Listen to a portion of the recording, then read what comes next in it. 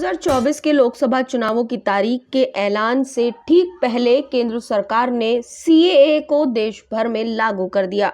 इस पर एआईएमआईएम के मुखिया असदुद्दीन ओवैसी बीजेपी पर हमलावर हो गए हैं। उन्होंने आरोप लगाया है कि इस अधिनियम के जरिए मुसलमान समुदाय को टारगेट करना ही बीजेपी का मकसद है। उन्होंने इस बात के संकेत दिए हैं कि सीएए के जरिए धार्मिक ध्रुवीकरण की राजनीति करने की कोशिश की जा रही है। ओवैसी ने कहा कि नागरिकता संशोधन अधिनियम का एकमात्र मकसद मुसलमानों को दोयम दर्जे का नागरिक बनाना है। उन्होंने कहा कि सीएए में मुसलमानों के साथ अन्याय हो रहा है। ये देश के संविधान और धर्मनिरपेक्षता की भावना के खिलाफ है। इसके साथ ही उन्होंने कश्मीरी पंडितों का भी जिक्र करते हुए कहा कि अभी लाखों कश्मीरी पंडित भी कश्मीर से बाहर हैं, उनको भी कश्मीर में लाकर बसाना चाहिए। लेकिन क्यों उन्हें कश्मीर नहीं ले जाते और दूसरे देशों से आए हुए लोगों को नागरिकता देने की बात कर रहे हैं।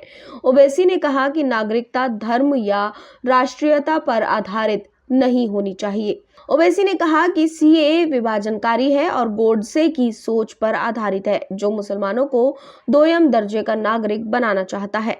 सताए गए किसी भी व्यक्ति को शरण दे, लेकिन नागरिकता धर्म या राष्ट्रीयता पर आधारित नहीं होनी चाहिए। सरकार को बताना चाहिए कि उसने इन नियमों को 5 साल तक क्यों लंबित रखा और अब इसे क्यों लागू कर रही है।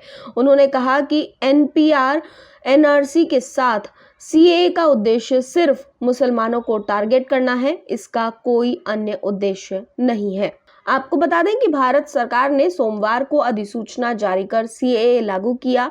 रूल जारी किए जाने के बाद 31 दिसंबर 2014 तक पड़ोसी देश बांग्लादेश, पाकिस्तान, अफगानिस्तान से भारत आए गैर मुस्लिम प्रवासी हिंदू, सिख, जैन, बौद्ध, पारसी और ईसाई को भारतीय नागरिकता दी जाएगी। और ओवैसी का भी यही कहना है कि धर्म के आधार पर नागरिकता क्यों दी जा रही है। ओवैसी के इस सवाल पर आपकी क्या राय है, कमेंट बॉक्स में जरूर बताएं। साथ ही चैनल को सब्सक्राइब करना बिल्कुल ना भूलें।